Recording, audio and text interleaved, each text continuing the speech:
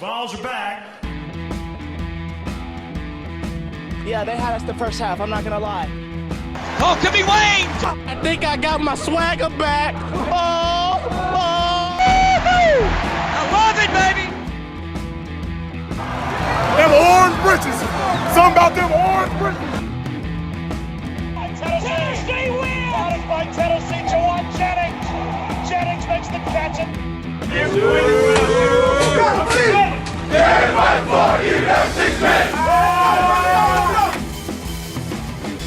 just won a basketball game, and we're very happy right now. I made up my mind. I don't expect to ever look back. I'm going to stay at the University of Tennessee.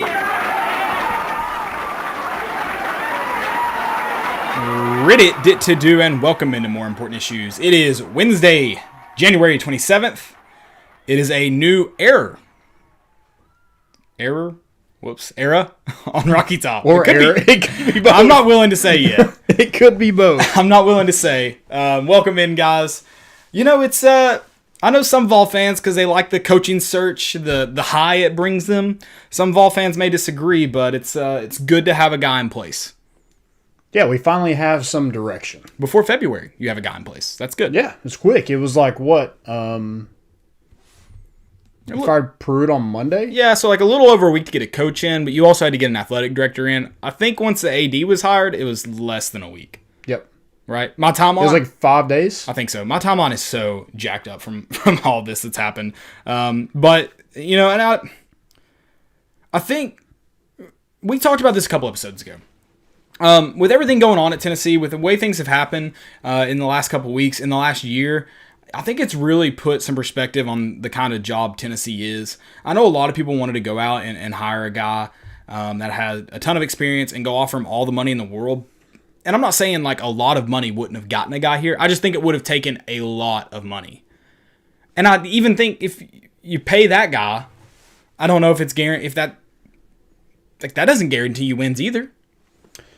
Yeah, it's like everybody had, like we mentioned, everybody had their pros and cons. Yeah, for sure. And so, yeah, nobody was going to be a for sure thing. So and Heupel maybe more, and they're not cons. It's just a lot of questions. Yeah. He's not proven. Right. He's only been a head coach for 3 years. Like, it's not unfair to say those are question marks.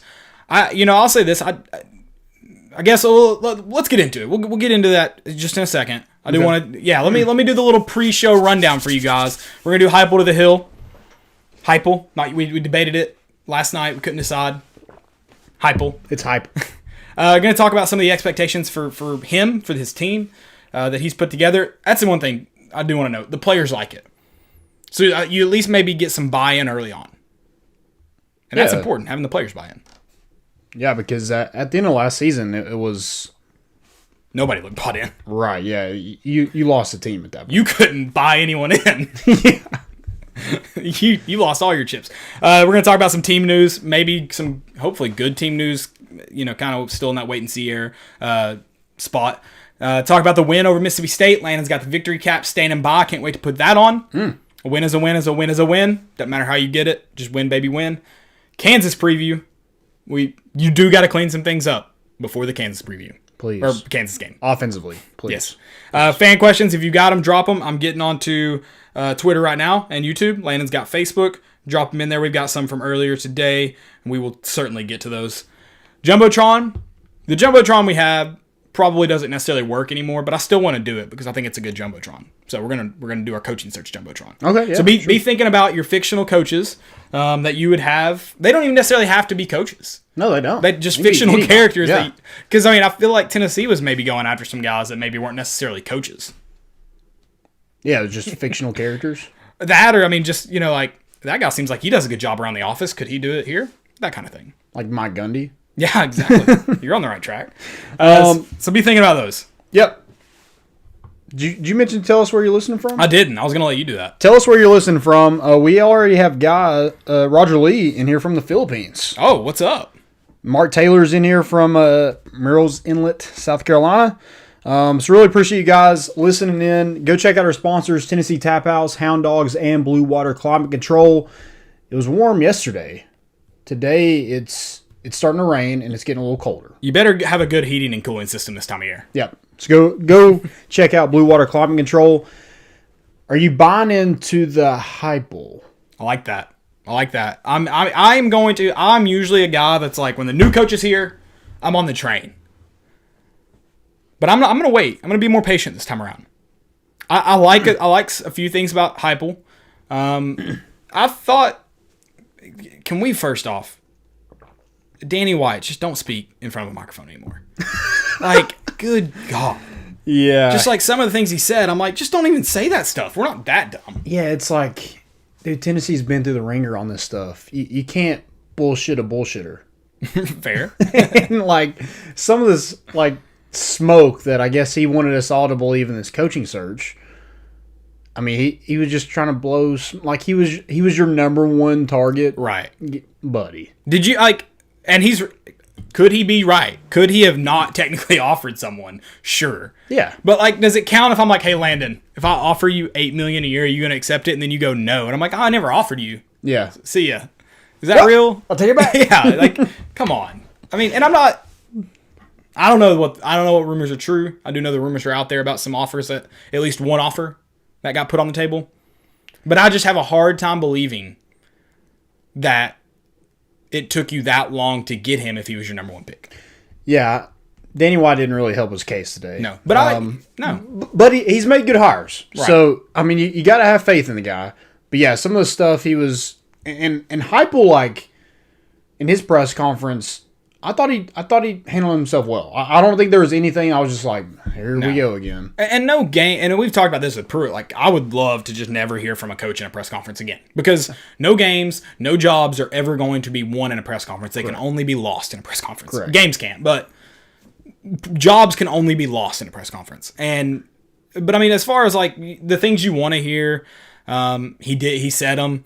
I mean, he seemed like the things he said. He seems like a player's coach, and you've heard that. Mm-hmm.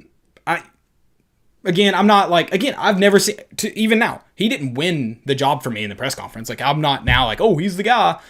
But it made me feel like last night when we heard that name thrown out there.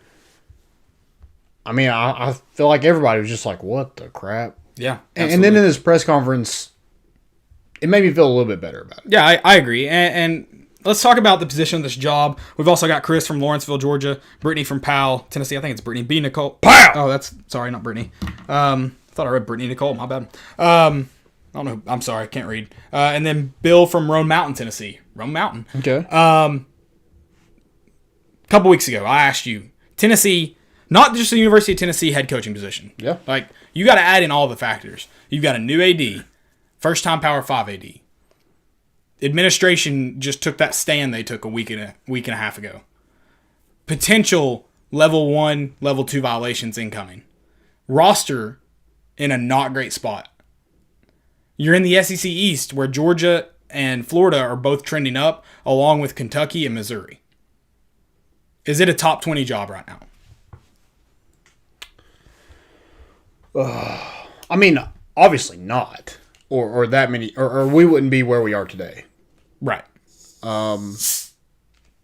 Could it work? Maybe. Could it be a top 20 job? Absolutely. It should be. Yes, it should be. And the first thing like that came to my mind today, I was like, you got to applaud Josh Heupel for even taking this job. Because I mean, it's kind of a mess right now. It really is. The money's better. It is. And I mean, if the guy, one thing it does tell me is he truly believes in himself. Mm-hmm. Because if you have any little bit of doubt creeping in, you're not going to, because this could ruin your coaching career. It could, yeah. I mean, look at Jeremy Pruitt. Apparently he was going to the Jets, and a couple tweets later, nope. I think the great example, because it's so many years down the line, is Derek Dooley. Yeah, he hasn't been. I mean, he got a pretty good job with the Cowboys as a receivers coach. That ended up being not a great position for him either. Landed a job with Missouri, and then he's on his way out the next year with Barry Odom. So, I mean, you go from being a Power 5 head coach to struggling to find a coordinator position. Yeah. This job can really do it to you. So like you said, you got to give a little bit of credit to him. But it shows me a little bit of confidence he has in himself, a little bit of swagger. Juice. If we're just talking about swagger for me, it is the way you carry yourself. It's your body language, but it's also your looks. I wouldn't define Josh Heupel. Good Lord, I was wanting to combine like 6 names with him. Josh Heupel as swagger, but if you got the confidence, he might have the swagger. Yeah, just roll with it. So we'll see. I do like that the offensive players. That is a great point, and me and you discussed this last night. If the key thing you're looking for is offense, you found it. Now, I don't know about the other team stuff. I don't want to debate his record because he's our head coach now, so I'm only going to make myself sad where he goes 6-4. But it was a weird year. And all but one of those losses, like he said, came by one possession. Yeah. And they were all to good teams, too. Mm-hmm. He didn't lose by double digits to Kentucky.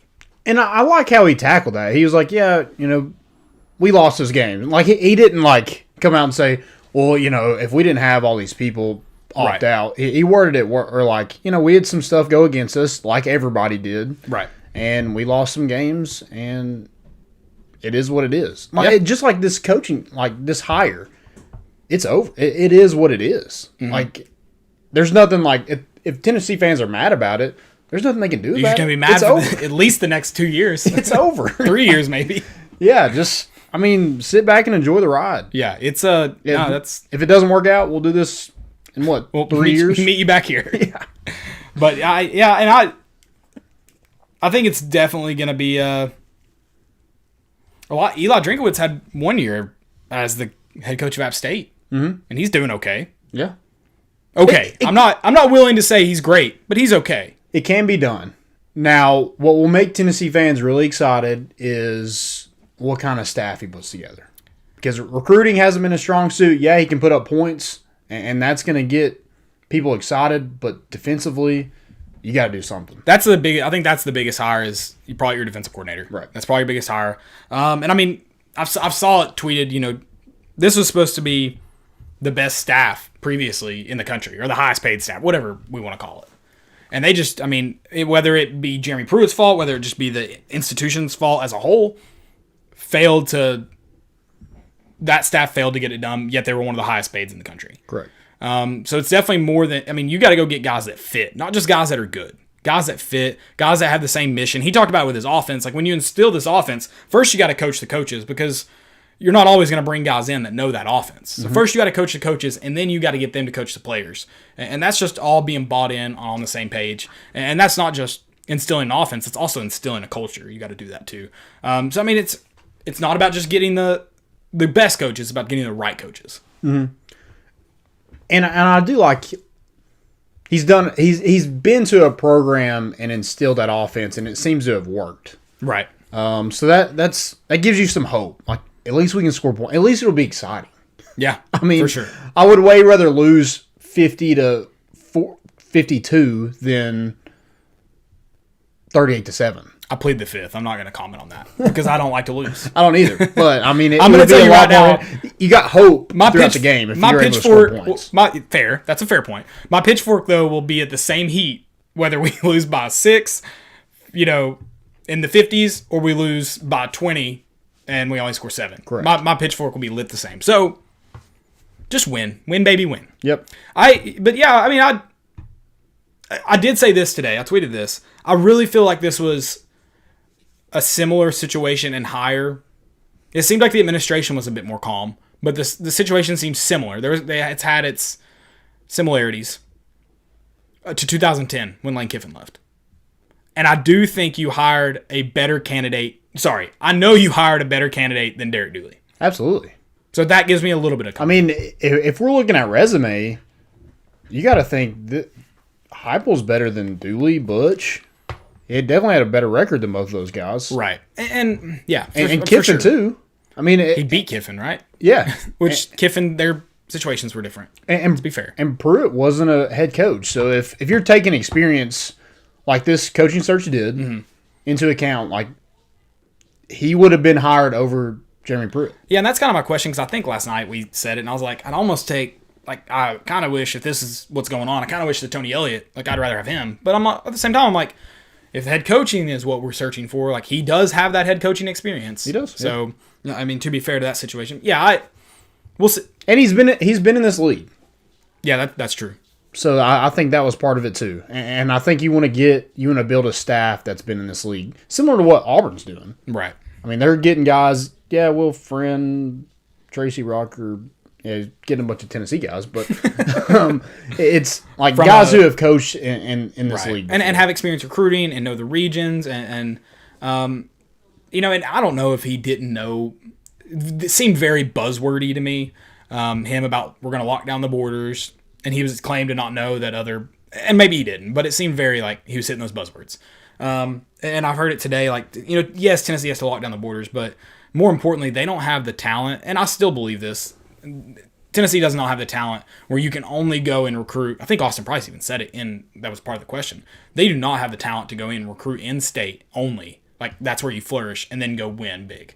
You're going to have to be able to recruit nationally as well and go you're going to have to steal a couple guys in your time from big guys from Florida, Georgia, go out to California and get one or two every once in a while. Like, you're going to have to do that if you want to compete nationally. Tennessee guys can't get it done. So can a guy who isn't a great recruiter assemble guys who know the league and know the regions and can go out and bring those kids in here who would otherwise be at other schools that Tennessee would be playing on a yearly basis?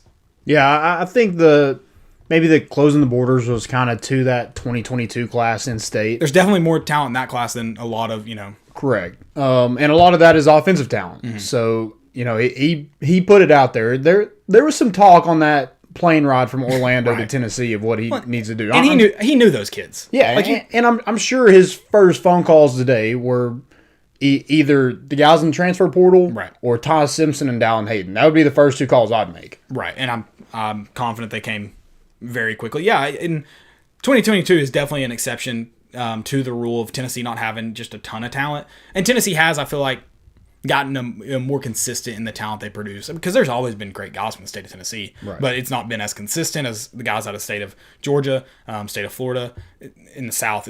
Even North Carolina has a little bit more consistency, it seems like, than Tennessee. So definitely gotten, you know, trended that way, but they're definitely going to need some help nationally if you're going to play with these teams. Yeah, and anybody can recruit here. Right. Jeremy Pruitt did, but I mean... did he? Maybe that's a bad...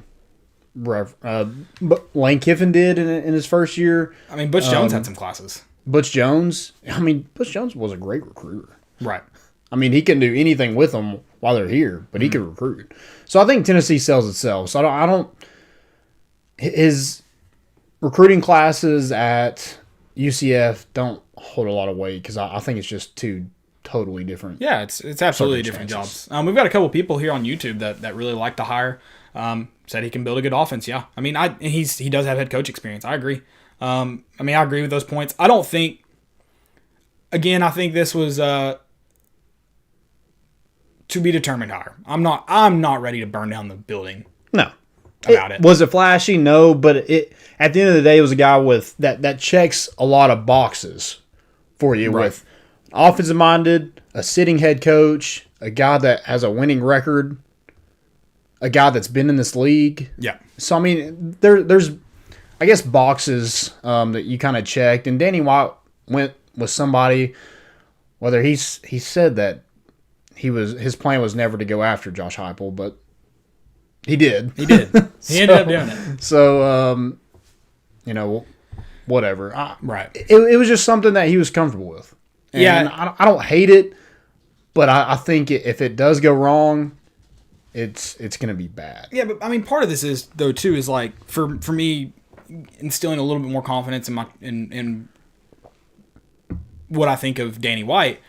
He's seen him work for 3 years. Mm-hmm. I can't imagine.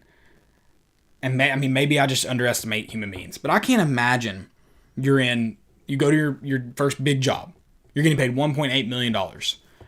And even if you're comfortable with him, even if you were like, you had the slightest doubt of, I don't know if he could get it done here, going and making that hire. Yeah. I just can't imagine. That's a good point.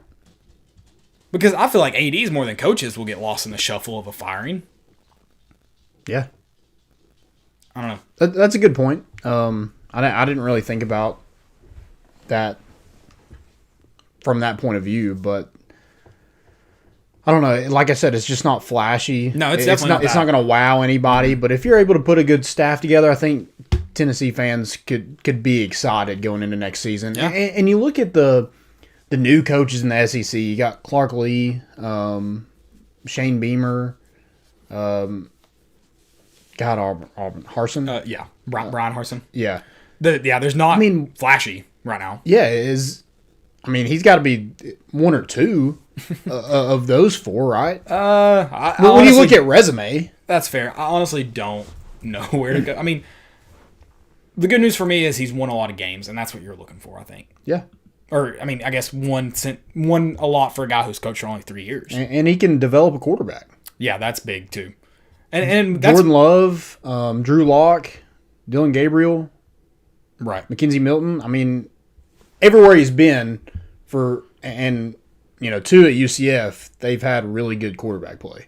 Right. So if he can put a staff together, identify a quarterback, pick a quarterback, please God. I think this offense will be fine. Defense to be determined. Yeah, Because that's been a struggle kind of everywhere he's been. So right. We'll I'd see. like We'll see the about the stop. defense. I'd be nice. right. I don't. Yeah, for sure. I agree with that. I'm curious whether he keeps Kevin Steele, a guy you talked about has that SEC experience. Mm-hmm. Probably can help you bring in at least one grad transfer that you know of. I guess. Well, today was the last day to enroll, wasn't it? It was the ad drop day. Okay. Yes. So we'll find out for sure tomorrow. Then I guess. Yeah, either those guys are picking a place, or I guess they're gonna take off a semester if they're not enrolled. I guess that's true. I didn't think about that option. Yeah. We'll see. I think he can definitely get a lot of help on the defensive end. I don't know if Kevin Steele is the only answer, but I feel like he's already on campus. You're already paying him. I feel like he's not a bad answer to that. Yeah, make him work. And it probably too brings you Rodney Garner, who would also help. That would be a big hire for you early on in your SEC career. Yeah, and I don't know what the current, and he said he's going to talk to the current staff at Tennessee and have a conversation with them. I think Jay Graham would be one that I would want to keep. Yeah, I think I would do. I think I would. That is. Because that also may keep. Has Eric Gray decided? I know he said Oklahoma and Texas. Is that like there's only two? We do get top 3, right? Yeah, I don't know. I don't know about the whole transfer portal. I mean, there was no direction, and now there is a direction of the program. You picked a guy, so hopefully he's able to get some of those guys back. I don't know. Yeah, at least a few of the big names. Some of them are already gone. All right, year one expectations. I think it's going to be hard to say. Schedule was officially released today, so there you go. You can really kind of gauge what your expectations are. Goes to Missouri, Yeah. his old team. So, what do you got for Josh Heupel in his first year? I mean, I think you have to put together a good staff because I think that'll make or break. Jeremy Pruitt, they paid a lot of money for that staff, but a lot of those guys were unproven. And you didn't let Jim Chaney do his job, and it kind of buried you for it. So I think that's going to be huge for Josh Heupel. Can he get a good defensive coordinator in here and just let him do his thing? Right, and that's I think defensive. But it's all about fit. So if Kevin Steele doesn't fit that, then you don't keep him. Right. So you got to go find someone else. Yeah, I'm curious to see who those hires are. I would imagine you'll find out at least about the big ones in the next few days, in terms of coordinators and your prominent recruiters. I got to think you'll know very, very soon who those are. I would hope because this signing day isn't as important, but there's still some big spots to fill. And then you obviously the guys you want to keep. They haven't taken away your scholarships yet, so you might as well get as much as you can. Try to use them. Yeah. We also don't know what's going to happen with the NCAA. That's still to be determined. I think we should hire Will Wade because he's got something on the NCAA. They can't touch him. I think we should offer him all the money in the world to be on our staff to see what happens. Yeah, I mean, might as well. See what happens. I like it. I mean, maybe Josh Heupel can get some offense going on that basketball team. Nice. That would also be nice. Transfer over a little bit. Another one is like you came in here, you're offensive minded coach. You got to score points next year. That's an expectation. Got to do that. You're averaging 568 yards per game last season, 357 through the air, 210 on the ground. Tennessee averaged 346 total. Yeah. So over 200 yards. I mean, it wasn't the SEC. I'll give them that. But 200 yards, that's a lot of freaking yards. Right. And one thing he did talk about in terms of his offense and kind of things that would, I guess, kind of adjust. He talked about, and this is big, line of scrimmage in this league is different. And it's going to change up quite a bit of what they do, but they're going to have to really focus in on the line of scrimmage. So those are two big hires within you need to make. You need to hire a really good offensive line coach that can help you at the line of scrimmage. And then vice versa on the other side of the ball, you need a defensive line coach, Ronnie Garner, that could help you out a ton, coaching those guys up, bringing talent in. Because, yeah, I mean, his offense is, it's shown flashes of success. But if you can't win at the line of scrimmage, there's not only so much you can do. Yeah, good luck. Right. Especially in this league. Yep. I'll mention they averaged 42 points per game. Tennessee averaged 21 points per game. So it's going to be a totally different pace than we were used to in the past 3 years under Jeremy Pruitt. Right. I've got a great stupidity that I just found while looking up the Tennessee football schedule. I can't wait. It's going to be great to use. Yeah. Okay. Yeah, I'm pumped. Let's talk about some of the expectations for the actual schedule. So those are our expectations for. Do you want to mention any more for Josh Heupel in terms of what he needs to do to kind of get this program on a good track? I think you got to compete. Be competitive. I think is big. Yeah, those games you lose, you're gonna drop some, maybe more than you win. Yeah, maybe win games that you're expected to win. I think that's the first thing in this journey to get back to relevance is win games you're supposed to. Kentucky, Vanderbilt, teams like that. Which I mean, that Kentucky game, yes, at Tennessee you should always win that game, but that's going to be a tougher must-win now. Yeah, it's going to become more difficult, but... Well, I just mean this year with Tennessee, with everything that could be coming, with all that has happened already this offseason. Right now, that Kentucky game on November 6th is going to be a very tough must-win. Yeah. But I mean, you got to get back to beating them. Right. And Tennessee should still beat them. I think the roster, it's a little depleted right now, but I think there's more talent on this roster than Kentucky has. Yeah, but you forget who is going to play linebacker. Exactly. It's true. Forgot about that. Or offensive line. Yeah, I mean, I agree. Those must-wins. And the big thing I want to see, and this isn't I don't know if it'll flat out determine your success, but maybe it will. Go beat the teams that you're supposed to beat good. Don't let Bowling Green, even if it feels like you're going to win the game, the score. Don't give them flashes of hope. Don't give Tennessee Tech, who would never win, but don't let it be 24-7 at the end of the third quarter. Go win big in those games, especially with your high-powered offense. All gas, no brakes. Exactly. Go win big in those games. I mean, yeah, you got 3 games on there where you should have. If that's the only excitement we see, those 3 games should be very freaking exciting. Yep. And utilize that talent that you have. Yeah. Utilize the speed. He talked. I forget what was I listening to today. Maybe SEC Network before the press conference. They were talking about. How in that offense you want to utilize speed. We got it. There's a ton of speed. Yeah. Can you get the most out of that? He talked about putting kids in the right position to succeed. Do it. Yeah. Yep. Let's see some of that young talent on full display this season. And I liked what he said about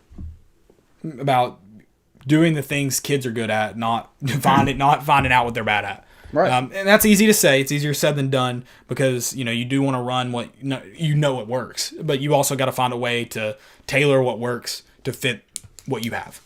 Yep.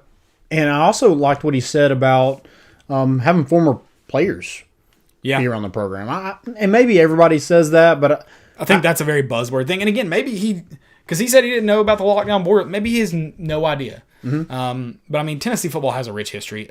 Guys that have been around college football with most head coaches, they know what Tennessee's history is. Yeah, but I think it's really helped the basketball team and just having guys around the program that's gone to the NBA that comes back and just works out with them and practices with them. I think that helps tremendously, just instilling that culture and passing it on to the current players. So, yeah, I'd like to see more of that because I don't know if it was like that with Jeremy Pruitt. I just don't remember anybody just.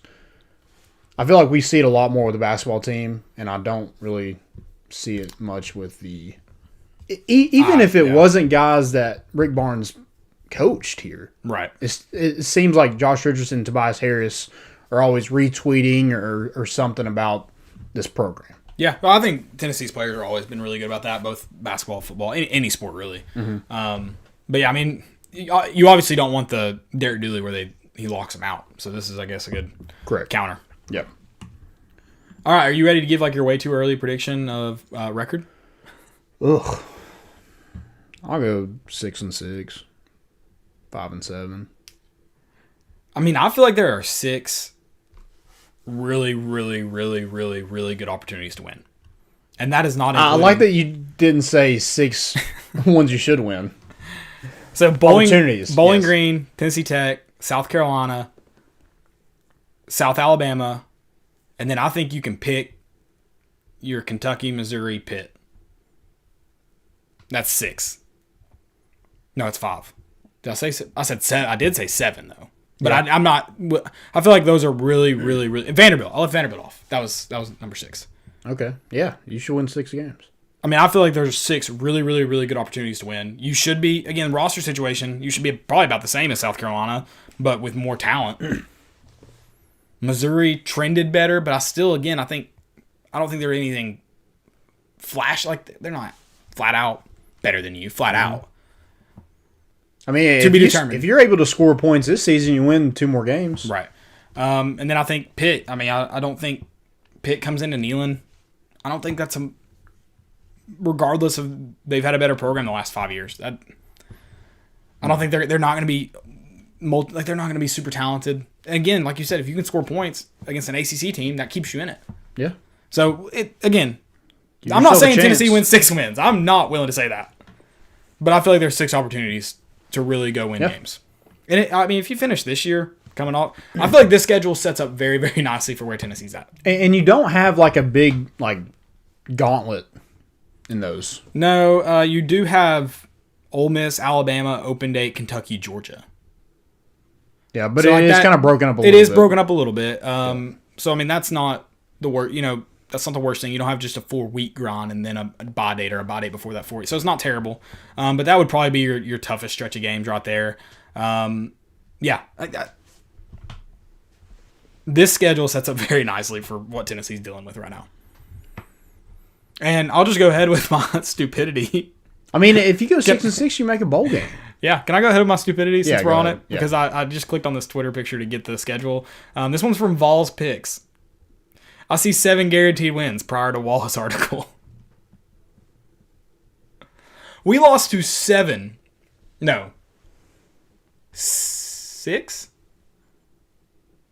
6 of these opponents by double digits months ago. And you see 7 guaranteed wins? Yeah, there might be 4 guaranteed wins. Yeah, I'm willing to call Kentucky, which we beat Missouri and South Carolina. I'm willing to call them good chances at wins, but I'm not calling them guaranteed wins after seeing what Tennessee did with them last year. And then even Missouri, South Carolina, who you beat, Missouri got better than you at the end of the year. If you played them in November, you lose. Yeah. South Carolina, they're in a terrible situation too. So yeah, that's the good news. But they don't have the NCAA breathing down their nose. I'm still not willing to call it a guaranteed win right now. No, I think Tennessee Tech, South Alabama, and Bowling Green, or maybe Vandy, as 4. Yeah, you're guaranteed. Yeah. Yeah, I agree. Oh, man. But 7 before the Wallace article. Thanks, Trey Wallace. Thanks for taking away 7 guaranteed wins. Yeah. You really ruined that one. Oh gosh. That's a great stupidity. Did you know Josh Heupel has Tennessee ties? Does he? Okay. Not really. Okay. But he's been to the state of Tennessee? He has he was the runner-up in the Heisman. Oh, he was. So yeah. It fits. He fits in. I get it. They talk about fit. There you go. There you go. He did coach in Neyland when Tennessee lost to 2015 to Oklahoma. So Baker Mayfield? I believe he was still the coach. Someone asked him about being fired in 2014, but then that he wouldn't have traveled to Neyland. 14 you played in Norman. Or was that 13? Yeah, 13 you played in Oregon. 14 you played in Norman. So did he talk about coaching here? Yeah, he mentioned that he's like, Is it at Missouri? Oh, maybe it was Missouri. Okay, maybe it was Missouri. Because I couldn't... Yeah, that may be right. Yeah, he was fired in January of 15. So, yeah. So, it would have been Missouri that he coached here. You're right. Okay. Cool. But, yeah, he was talking about, which I got bad news for him, too. He mentioned he can't wait to run out of the tee to Rocky Top. It's not Rocky Top when they run out of the tee. It's down the field. But it's okay. You're learning. You'll learn, It's your first day. You're learning. They do play Rocky Top, like, just before you come out. But... You don't get to actually run out the Rocky Top. I did like he showed some personality today, which was nice. Yeah. You know, his first story was like, you know, he when his son overheard him talking to Peyton on the phone, and he was like, I can't wait to catch a ball from him and Neyland. I mean, it shows like he's not just a robot. It is an actual unfortunate, person. right? It is unfortunate that he's going to let Peyton Manning in Neyland. I wish I just got to coach him. And like, I love Peyton Manning, I respect him, but the fact is, I know Tennessee loses when he's here, and he is not welcome here. Also, is Josh Heupel going to be that parent that lets Peyton throw a ball at his kid? Oh, for sure, for sure. Just nails him. I would love that. Oh, that's a great video. It's a great video. That's one of my favorite. That's one of my favorite Peyton Manning moments. Golly, I can't get over this tweet. I see 7 guaranteed wins prior to the Wallace article. Does he think Trey Wallace started the NCAA investigation? Yeah, 100%. He is the leak. Is that what he heard in the dorms? Yeah. Danny White's onto you, Trey Wallace. Oh, that's amazing. Amazing. Okay. Dude, what about that? What about him, like, being kind of upset about that? I do agree, though. There are people at the University of Tennessee, whether they mean to or not, and I'm going to go with the things that have happened in the last 2 months, they do mean to, that use the media to undermine. They use the power they have of speaking with the media because that's the only power they have. Yeah. I don't know who the sources are. I don't know. But, man, if your boss is asking you not to leak, don't do it. Unless you really don't believe in them. Yeah, because, I mean, that goes back to the whole culture thing. But if you don't believe in them, quit. Yeah, that's the whole culture thing. He talked about how the leadership aligns with the vision.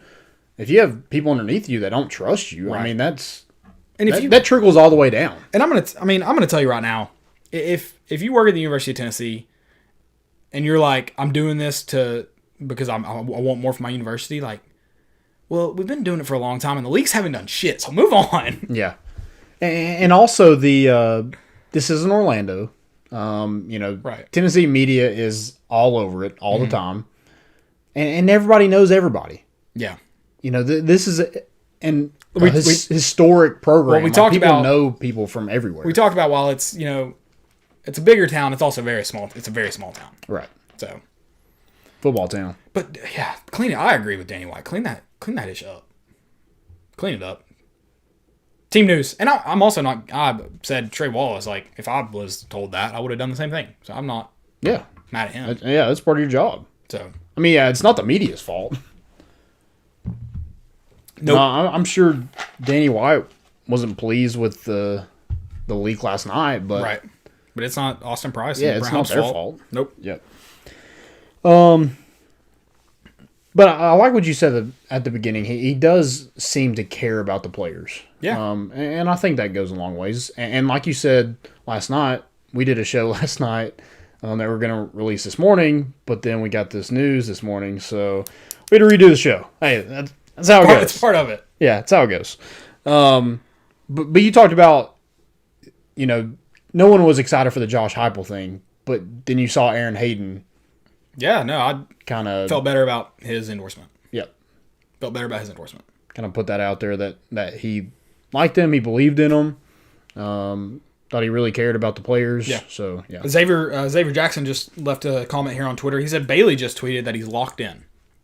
So I'm locked in, baby. I am. So you keep a quarterback that everybody needed and wanted to keep in this class or at the school.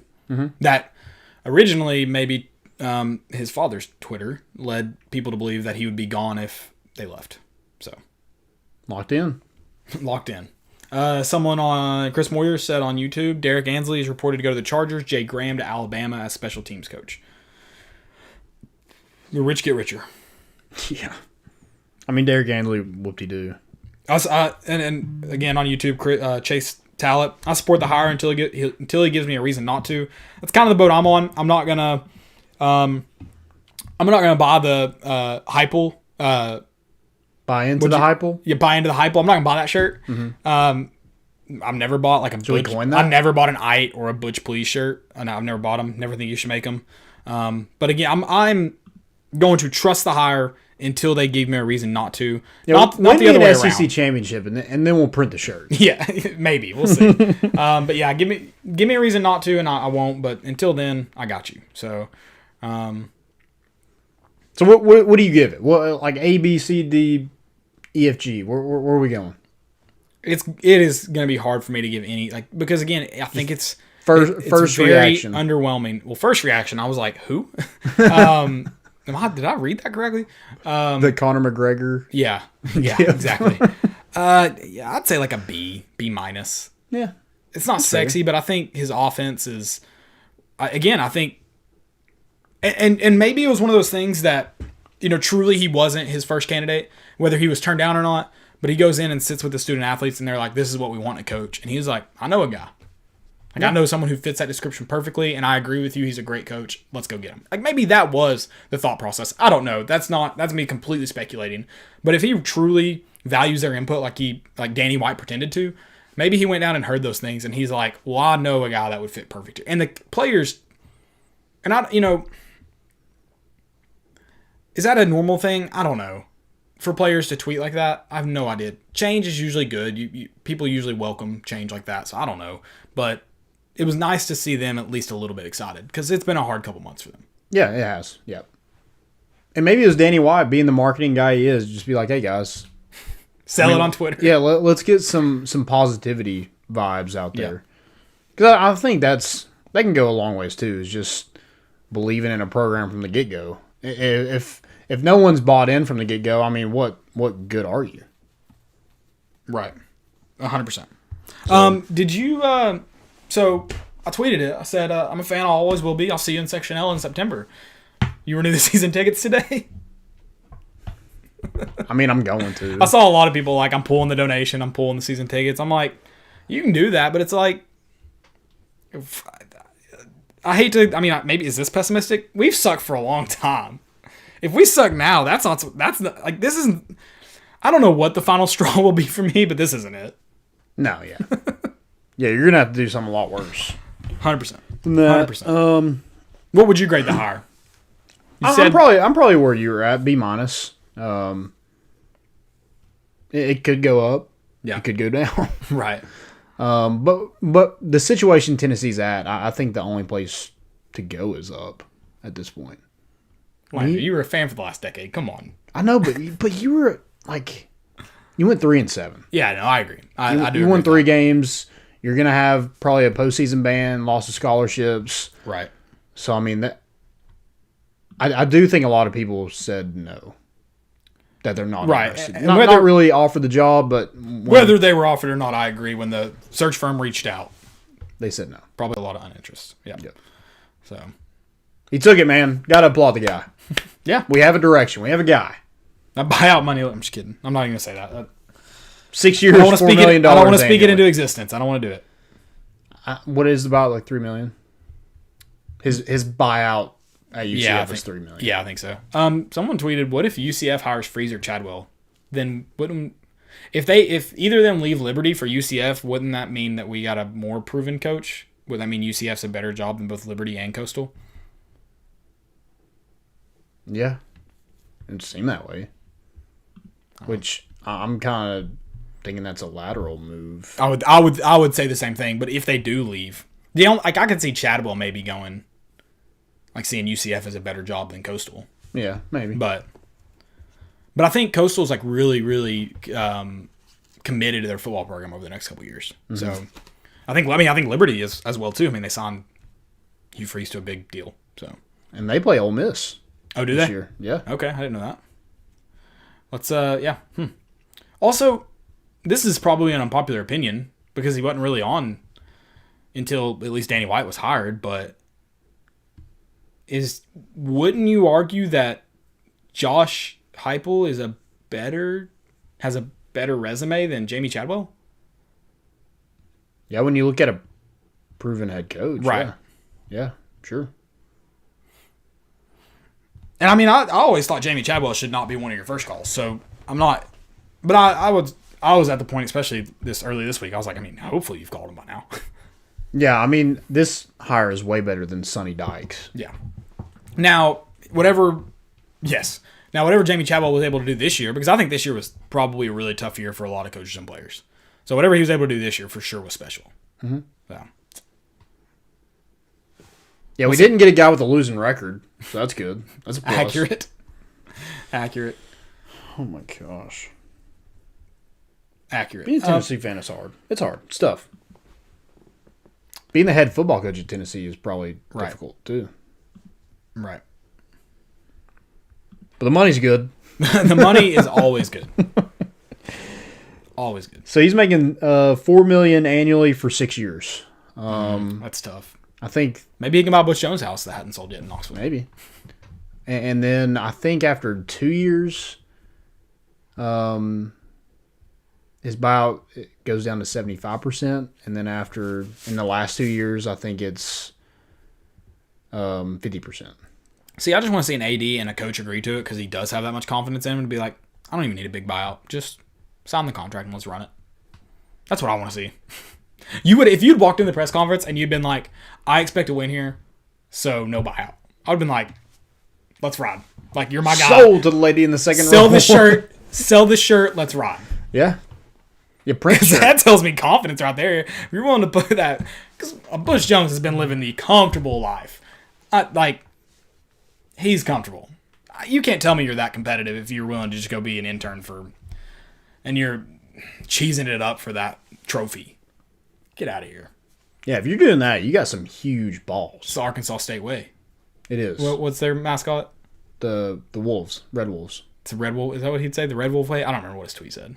I think it was the Arkansas State way. A-State way, baby. Yeah. What a clown. What a joke. What a clown. Okay. Team news. So Gregory put a good point. He said, Heupel is the best head coach with no baggage who would come to Tennessee. That's a good point. Yeah. I didn't see any it's a reservation because he's only been at UCF for 3 years. But, I mean, that's really the only... there's nothing I'm like, oh, man, he's got that in his past. No, I agree with that. And just kind of, goes along with this point. Someone on YouTube, Chase Talent, said, I think the issue is the lack of name recognition. We won't know what we get until we see it in recruiting and ultimately on the field. Yeah, I mean, I think that's definitely a concern that people don't exactly know who he is. They kind of know what's been going on at UCF, especially since Scott Frost had that national championship year. Yep, UCF, national champion. So I think that's definitely like a question or concern or, whatever you want to say it. But yeah, with the in terms of baggage, that's also like the counter of that good thing. This is a guy who doesn't have a lot of baggage. He doesn't have that name recognition. You don't have to worry about that. So I think that's the positive to that, honestly. Mm-hmm. Yeah. But got us a coach. Team news. What you got for me? Team news. So you had Darnell Wright announced he was staying at Tennessee on a random Instagram account. Keyshawn Lawrence committed to Oklahoma, and then J.J. Peterson never made it to campus. He is in the transfer portal. Do you think he knows where the transfer portal is at? Has he made it to there yet? Maybe. Or is it just like maybe he'll go? Maybe he just said it, but he's not I didn't say it. I declared it. He declared it, yes. Also, stop the recruiting stuff with the transfer portal. It's so annoying. Correct. It's the worst. Yeah, I'm not a fan of seeing commitments for transfers. Or top threes. Top three is actually probably worse than the announcement. Yeah. It's like, dude, just pick somewhere and go. Right. Just go. Nobody cared when you did your whole high school thing. We all let you have that day. Just go now. Yep. Just pick and go. Yep. Yeah, that's super frustrating. And we're only going to see more of it. It's going to be the new norm. We should start an Instagram page dedicated to committing, commitments like that. And just, I bet it would blow up. Transfer portal commitment? Yeah, just transfer portal commitment. Send us your commitment. where you're going. We'll make you an edit. It might not look good, but that's on purpose. Eric Gray's going to Oklahoma. The rich get richer. Good Lord. Well, yeah. So Eric Gray, we could have made you a commitment edit today. Would have looked a lot cooler than the one you just posted on Twitter. Are they taking our whole team? Right. Good Lord. I can't wait till they go 3-7. That'd be hilarious. I'm just kidding. I'm just kidding. So if Tennessee was paying them, do we really think they're going to Oklahoma for free? Like, am I really supposed to believe that? If the number being thrown out there is what it was, am I really expected to believe they're going to Oklahoma to honor amateurism?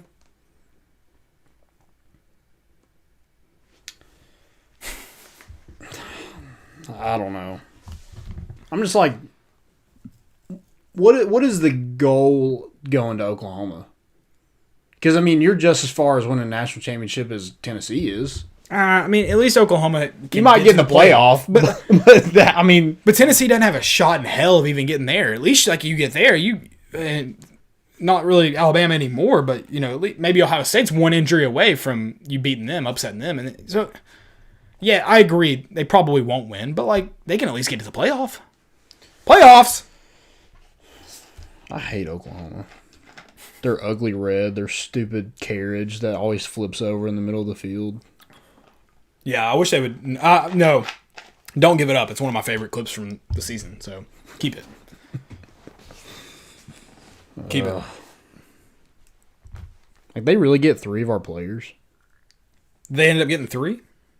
Yeah. Wanye, Keyshawn, and Eric Gray. I guess they're not. Are they enrolled there, though? I don't know. I don't know how all that works. I don't either. Just go. Again. Yeah, absolutely.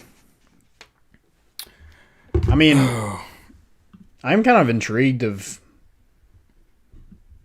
how our running backs are going to look. I would have really liked to have Eric Gray. I would, yeah. That's the one guy that I'm like, well, probably Henry Toto. I'm like, either of them. I'm like, if you get that guy, you feel a lot better about next year. Especially at linebacker. I was going to say probably more so Henry Toto than Eric Gray, just because the offense is going to have more talent than the defense. Correct. Just flat out talent. But any more team news? Derek Ansley headed to the Chargers. Yeah. What's he doing there? Linebackers? Defense. Or it just defensive said backs? defensive assistant. Okay. I would assume probably defensive backs. Yeah. Of some capacity. Gotcha. Man, plane tracking season's over. We could track maybe Josh Heupel's kids will be going back to school tomorrow. Maybe we can watch that Jim one. Clayton. Or Jim Clayton's going to go to another college. Plant. Yeah. Maybe that's how they should start doing, like only going, like being like, no, it's just Pilot going on a trip, and then like Danny White emerges, he like sneaks around, like he's like, you got me close enough, now I can Uber the rest of the way. A little sniff. Yeah, exactly. I got some questions, so let's get to those before we get out of all of football. Christopher Nichols asks, so we have a new coach, players entering the transfer portal, and a decent 2021 schedule, but no word from the NCAA yet. What should our expectations be? I mean, I think you should win 4 or 5 games. 5, I would hope. Yeah. Because like I said, I think there's 6 really, really winnable games on that schedule. But yeah, that's a good point, because even if you do go 6-6, the NCAA is coming, so you're probably not going to go to a bowl. Probably not going to a bowl anyways. But let's at least be in a position where we could go to a bowl. Like, yeah. You at least have to. And we got the whole UCF administration here, so we might as well just claim a bowl. Yeah. Yeah, exactly. So, yeah, I don't think the expectation, because what's the NCAA like really going to do to Tennessee out of normal violations? You fired everyone that was involved, so you say. Yeah, so I think the reductions in scholarship is the big one, because the postseason, it is what it is, but either you're going to go to a really crappy bowl game, or you aren't going to go to one at all, probably. Right, probably. Next One year. more. So, I mean, reduction in scholarship hurts because Tennessee, the roster is what it is right now. Right. So that only makes it worse. Right, 100%. So, yeah, hopefully they just kind of see it as what it is, and you're just like, we're going to cut you a break. I don't think that's going to happen because Right. we're Tennessee and we're not LSU or UNC or Auburn. So, Yeah. We just had a question here. It said, so do y'all think some UCF players will transfer to the Vols? Heupel at least said that he wouldn't recruit them. I don't think that necessarily means that none will come. Because if kids want to follow him that are already in the portal, but if they were already in the portal, they probably don't want to follow him. Right. But I wouldn't be shocked if you see one or two guys. yeah, I don't know what that roster looks like in terms of talent. Right. Can you just is there a couple guys that can maybe play at Tennessee? Maybe on defense. Probably. But then again, their defense wasn't great last year either. So Right. I don't know. Whatever. If they want to come here, great. we're not going to turn down bodies at this point. Come to the SIP. We also have some more questions. Well,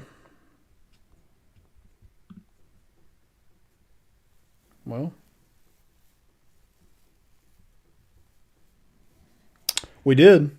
Yeah. Oh, okay. The state of Tennessee's current currently has 12 players in the 2022 class that are 4 or 5 stars, 10 of which are on the offensive side of the ball. How many of those recruiting battles do you think he needs to win? I mean, I think there's 2 that you really need to win if you want to kind of put your program at the next level, and that's Dallin Hayden and Todd Simpson. Yeah. Yeah. Maybe I think 4 or 5 is reasonable. Those 2, and if you get 2 or 3 more, I think that should be solid.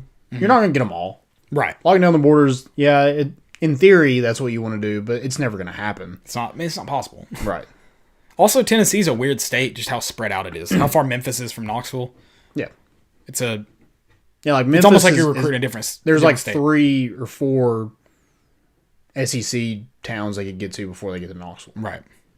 And Memphis is a talent-rich area, too. So that's a lot of, typically, a few guys at least every year that you're trying to get out of there. Yep. So yeah, I think 4 or 5 are reasonable, but you really want to get Dallin Hayden and Right. Ty Simpson, maybe Jordan James, Isaiah Horton, Cody Jones. I think those guys, that would lead to a solid class, I believe. Yeah, a lot of those guys are, if they get on early, we'll bring some others on board with them. Yep. And then at Ethan, the Vols guy, said, how important do you think the Week 2 Pitt game is next year? That it could be a very, very big game. He said, I honestly Probably. think this is second only behind Kentucky. I get Florida, Georgia, Alabama are more important to most fans, but in all likelihood, we're going to get blown out in all those games, so I'm not putting much stock in them. Can't really disagree with you there. Yeah. That Pitt one is one of those that I think sitting there is it's a game you could win. Assuming a lot's got to change. But everything we've seen from Josh Heupel's offense, I think it's a game you absolutely could win. And if you win, you help yourself out a lot. Yeah, I think think you're 3-0 going into Florida. it's pretty important because that's your first kind of real test. Mm-hmm. I mean, Bowling Green, I guess it's not terrible. It's in the MAC. But it's not a test. I mean, it won't be a test. Right. It shouldn't be a test. Yeah, shouldn't be. Yeah, it shouldn't be a test.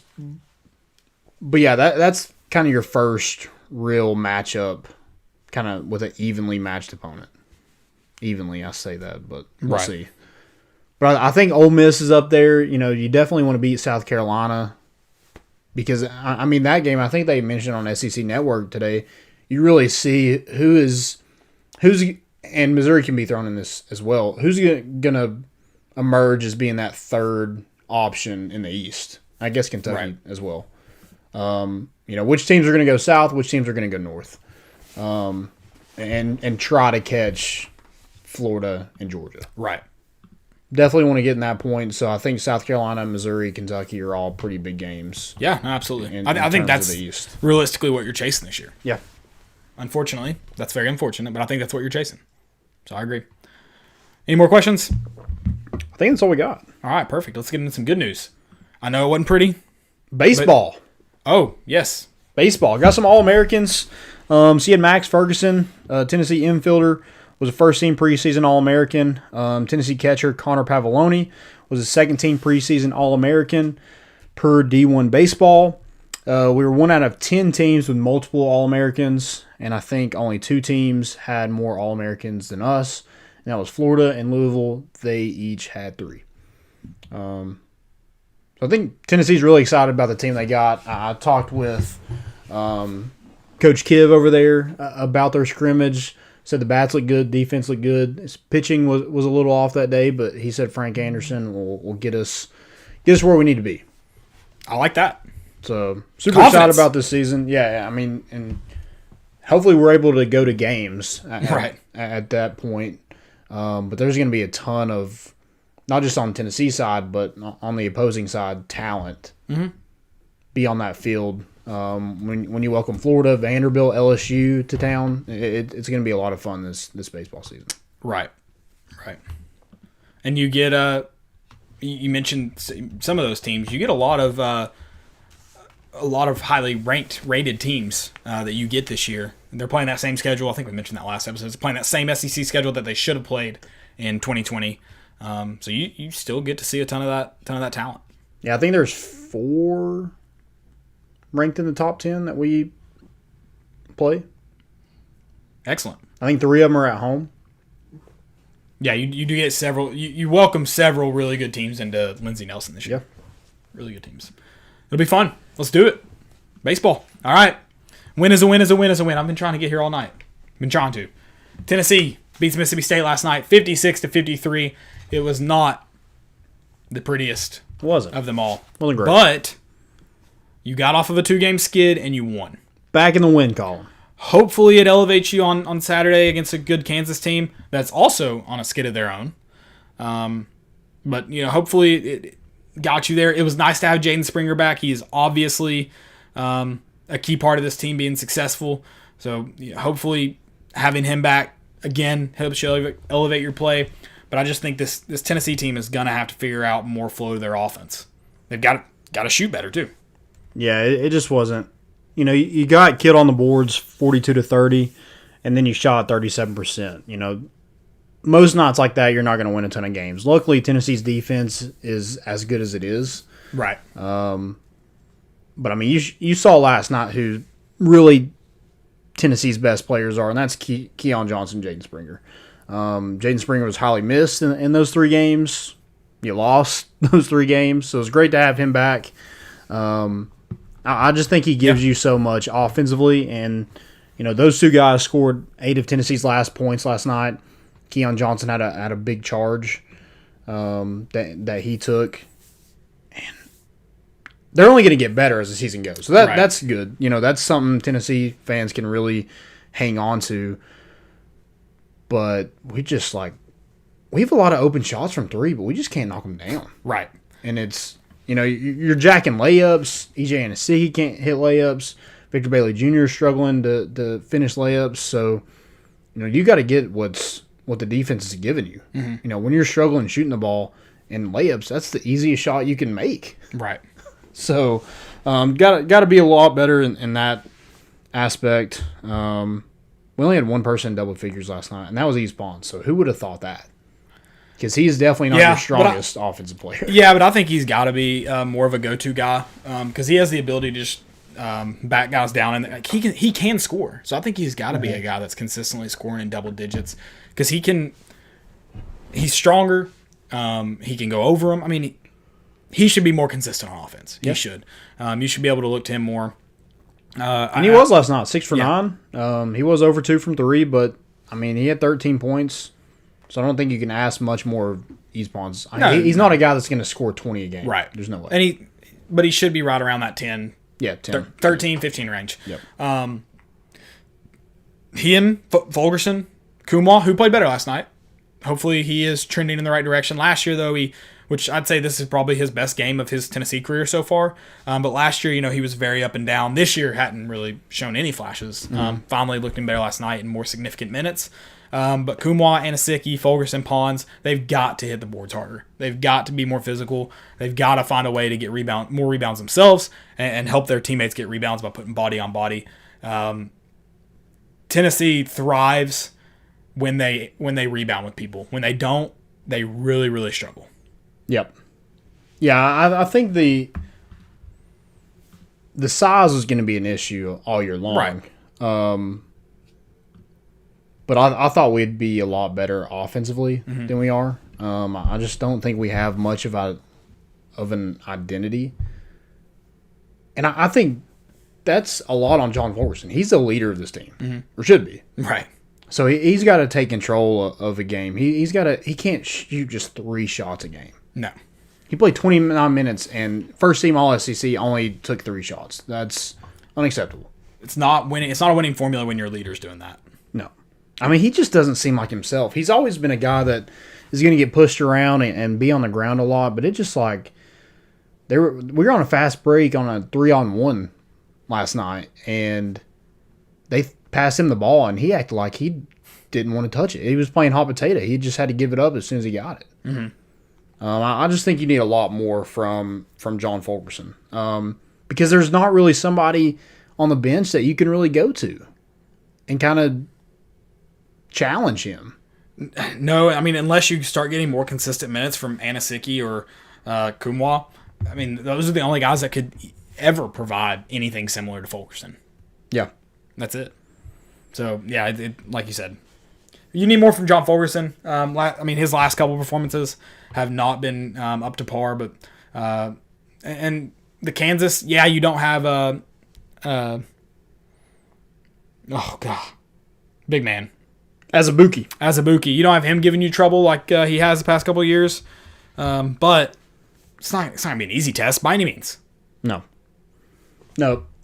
I mean, Tennessee's just kind of relying on defense right now to keep them in ball games, keeping them afloat. Right. Last night, Mississippi State had 3 guys averaging over 17 points per game. Both those scorers didn't get to that point, so that's a good news. Yeah, it's just an offense issue right now. I mean, you caused 18 turnovers and only scored 56 points. You got to produce more than that. And we kind of, I guess, like segueing into the Kansas game, you're not going to be able to beat Kansas by scoring 56 points. No. Even when you play great defense, they can score. They're averaging 73-something points a game, something around there. Yep. They're going to score points. So if you're going to play with them, no matter how great of defense you play, you're going to have to be more effective on offense. Find ways to get to the basket. Jaden Springer, thankfully, does that a lot for you. I mean, even Keon Johnson helps you, but doesn't do it quite as well as Jaden Springer. Yep. Because this Kansas team, if you're 0 for 8 starting a game from 3, I mean, it could get away from you. Right. Because this is the team, they're looking for a win. They've lost 3 in a row to some really good basketball teams. Right. Like Oklahoma State, Baylor, Oklahoma. Those 3 teams are probably ranked in the top 25. Maybe not Oklahoma State, but definitely Oklahoma and Baylor's like the number 2 team in the country. And they only lost by like 8. So I think this Kansas team is pretty good. They're ranked 15th in the country. And I'm just tired of losing to them, man. Very tired of losing to them. I feel like we played them a lot lately, so I'd really like to get the better of them this time. And we played them well. Like last year, we shouldn't have had a chance. And right. I think Pons last year had a really good game. I think Fulgerson played decent, and I think just could not quite keep up. I think we also got screwed down the stretch by some officiating. Not surprised. Not surprised at all. Isn't that the game right after they got into a brawl? Kansas did, and they had some guys. I don't know if it was right after, but I mean, yes. But right before. Right before our game? Because I think they had some guys that missed. But it wasn't really anybody worth. I mean, I know that was the game that I'm sure it was Azubuike. I don't know who it was. But, I mean, they were like folding John Fulgerson in half, and it was no call. Nothing. Yep. So, yeah, it was we'll see. But, yeah, I mean, Kansas is a really, really quality team. You get to bring them to Knoxville. I know it's not a great year to, like, welcome teams to Thompson. It doesn't give you a ton of advantage. But you do get to bring them at least to Knoxville. You don't have to go there. this would be a great win to get you back on track. You fell all the way to 18th after some not great losses. You did get a win on Tuesday. Go get a win on Saturday. Bump yourself a little bit in the numbers. You're really going to need that win to help you out come tournament time, I think, because I see several more losses on Tennessee's schedule. Yeah, and what does Kansas look like on Saturday? Because they play a game on Thursday. Oh, do they? Yeah, that's a quick kind of turnaround. It is. For them. So we'll see. I think Tennessee could really use a win, but also Kansas is going to look for a win as well. Yep. See if they can get off there. I think they're three-game losing streak right now. See if they can get off that tomorrow night going into Tennessee. Maybe two teams kind of looking to keep up some recent success. We'll see. Yep. All right. Fan questions. Any more questions? Drop them in the chat if you got them. Sorry, I've been bad about checking the chat tonight. I apologize. You guys are awesome, though. We always appreciate y'all listening. It's always fun. Always fun. Always a great time. I haven't seen a lot of questions. A lot of them are just kind of comments stuff. So Jay Graham is going to Alabama. That's official? Someone said it. I don't know if they said it was official. I think that may have been just rumored, unless it has gone official. I'm not sure. But I didn't see that. They didn't explicitly say it was official.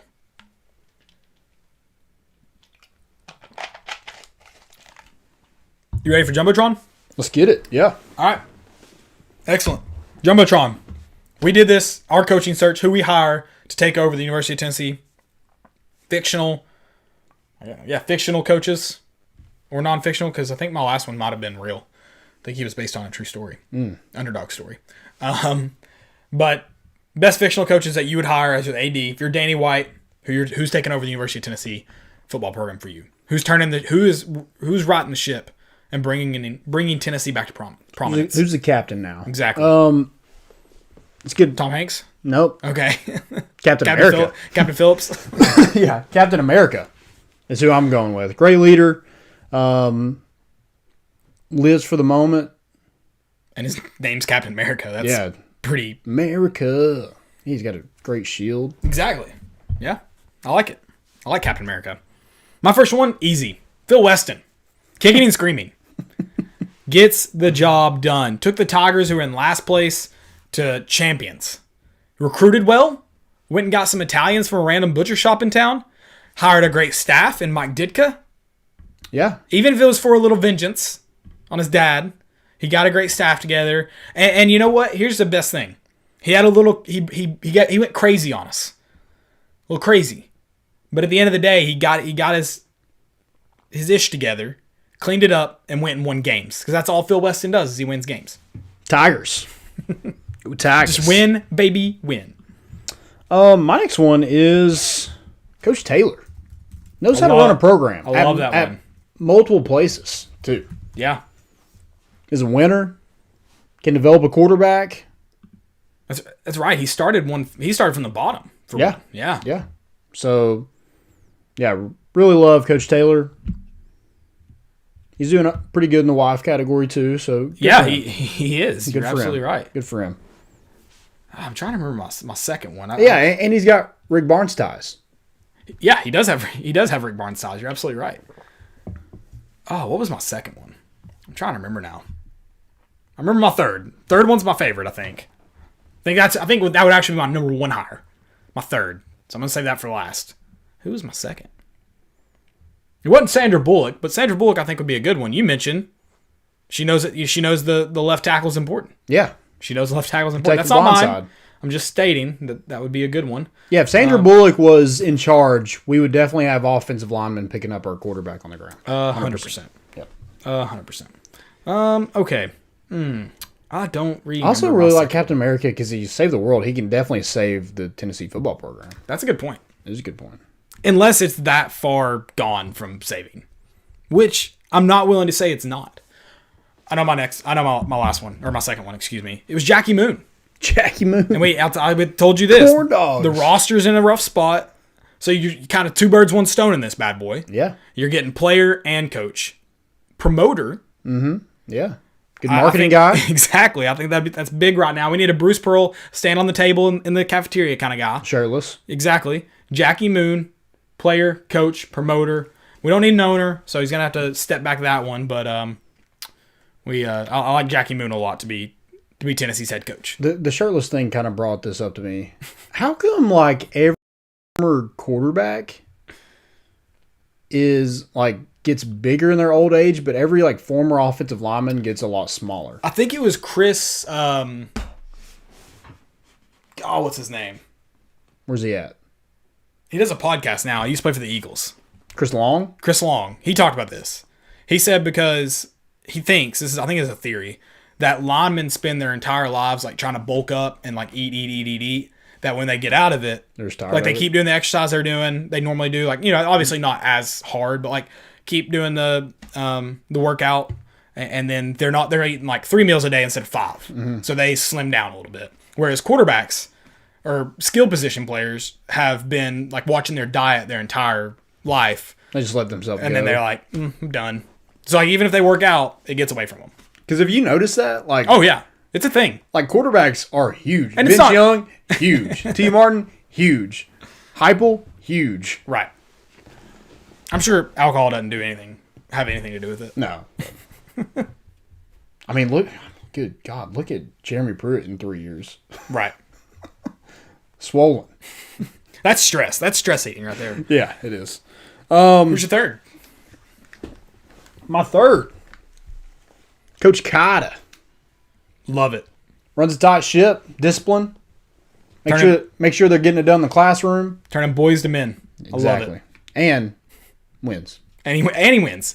And we talked about this. Tennessee fans wouldn't like that. He's a defensive guy. Doesn't even practice offense. So you had to settle for that. But he wins games, so who cares? Yeah. He wins games. It doesn't matter. I don't. If Tennessee fans won 2-0, they would not care. 100%. 100%. Wouldn't care. But when you're losing and you're not scoring points, ugh, yuck. Exactly. My last one. This one, I think, wouldn't handle the media well, but he would give his all for Tennessee, going as far to die at the hands of a buffet, all-you-can-eat buffet sign, I think is what it was, to get his team motivated. And that's Patches O'Houlihan. Yeah.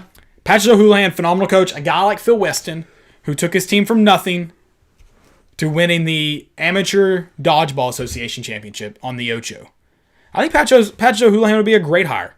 Again, not your normal hire. Maybe a guy you gotta talk with the NCAA about. Gotta have a handler on. But that he wins, and you can give up some of that integrity stuff for wins. But if you're losing and the integrity's bad, you're out. You're gone. Yeah, it's a good point. I like Patches. Patches is a great coach, great motivator. Mm-hmm. Knows the game. He knows the game real well. And I told you this, he's willing to change uniforms. And he maximizes talent. He does maximize talent. He finds talent, too, in the weirdest places. So are we going to talk about that a little bit? What changes do you want to see implemented by Josh Heupel? Definitely uniforms, right? You want to see just white cleat. Like, right. Go back to white and orange cleats. That's as far as uniform goes, that's the only thing I really want to see. The checkered stripe. I would love to. I thought the checkerboard stripe was awesome. Is that on that? How much it is?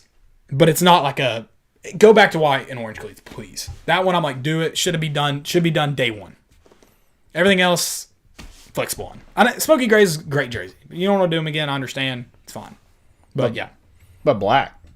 I would love to see, since they already committed to it, Nike already committed to it, I'd love to see black jerseys. Yeah, it'd be cool. So. What about third down for what?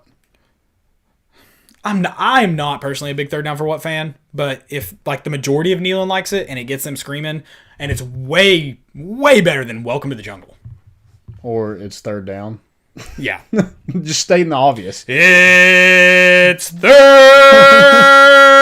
down! Play's already started. Yeah. And that's what every stadium does. Like if you play Madden, or if you can hear it when you play NFL games, that's what every NFL team does. It's third down. It's third. Yeah, I'm like, oh wow, real original Tennessee.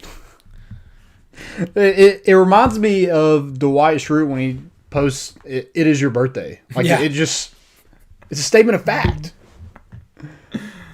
I hate that. I hate that. It is third down. Yes, that would actually be better because at least I'd laugh when it happened. Like if he's like, "It's third down." That was good.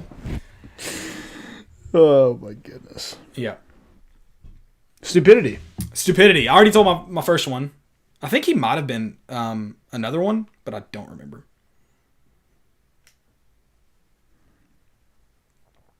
I got to go with, I mean, Oklahoma's not even trying to hide the money they're paying, right? Not even trying. No. I'm sure they're the top of amateurism. They respect amateurism. Did you see where Tate Martell is in the transfer portal? I did. Did he find out where to go? I don't think so. Man has no clue. God, speaking of a bust. Wow. I'll be honest. I don't know if I should say this. I was rooting against him hard. I would never want to be filmed as a 17-year-old, like my whole life, but I'm confident I wouldn't look like that big of a douchebag. He made it really hard to like him. Yes. Yep. Correct. Didn't make a lot of fans on that show. No. He made an enemy. He did do that. Not an enemy. He made I don't know, what is it when you just cheer against someone? Like you're actively rooting against them. So did you see the Chris Torello? I think he's in Orlando. He's some Torello Sports. He says every UCF fan should be rooting for this. He said this last night after. I did see this. He says, Heupel is a good coach, good recruiting, but he's not the right guy for the Knights. Let him go be the wrong guy at Tennessee. So you think he's a good coach and a good recruiter, but he's the wrong guy. Yeah, I don't. Apparently, that dude has bad takes all the time. Is what someone said. That's one of the only few people I've seen a few UCF or claim to be UCF people that seem to be happy about the Josh Heupel exit, which is not good for Tennessee. But it's like I'm still gonna wait and see because, like I said, are you just mad? Yeah, and I cannot imagine Danny White knowing who he is, knowing how he does his business, and still bringing him on. So I'm gonna be patient. It's been very few people I've seen where it's like, man, looking back when Butch Jones left, we should have known because everyone was like, thank God that dude's gone. Should have known then. But this one, I'm gonna be a little bit more patient on it and see. I'm gonna wait. Yeah, it could change next week. He could have some abysmal assistant coaching hires. I also saw another take, and it was just like UCF fans expect every year to go 13-0 now. Now that they've tasted that, now it's like every season's expectation is to go 13-0. I don't know any fan base like that. Exactly. But yeah, when he went 6-4, people were mad. Yeah, and I understand that. I mean, it doesn't look like a great hire in that sense of it to Tennessee. So I get that. Yeah, I get that. You have any more stupidities? Time will tell. That's all I got. I got Vols picks, also knowing what Trevion Flowers' dorm room looks like. That's pretty bad.